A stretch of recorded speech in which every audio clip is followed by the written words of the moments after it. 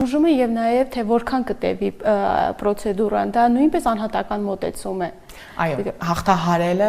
մեծ մասամբ պայմանավորված է երեխայի անհատական ունակություններով եւ մի շարք գործոններով, որոնք շատ անգամ հնարավոր չէ կառավարել։ 1 ամսից սկսած կարելի է հաշվել մինչեւ 1 տարի, որ աչքի առաջ ունենանք, որ այս խնդրի շտկման, հաղթահարման համար ժամանակ է մեզ անհրաժեշտ լինելու։ Երբ որ կակազությունը լինում է ոչ թե ձեռքբերովի, այսինքն ժամանակի ընթացքում, այլ լինում է ժառանգական, դա լինում է ինչ-որ չափով բարելավել։ Եթե վաղ ախտորոշման, վաղ միջամտության շրջանակներում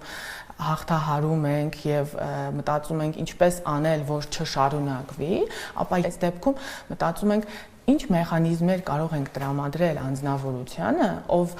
ինքնակարգավորման միջոցով կարողանա ավելի հեշտացնի իր խոսքային խնդիրը։ Եվ դա նույնպես հնարավոր է լինում եւ նույնիսկ չնկատելի է դառնում հասարակության համար, ինչքան էլ որ նյարդաբանական տեսանկյունից անձը ունենում է այդ դժվարությունը։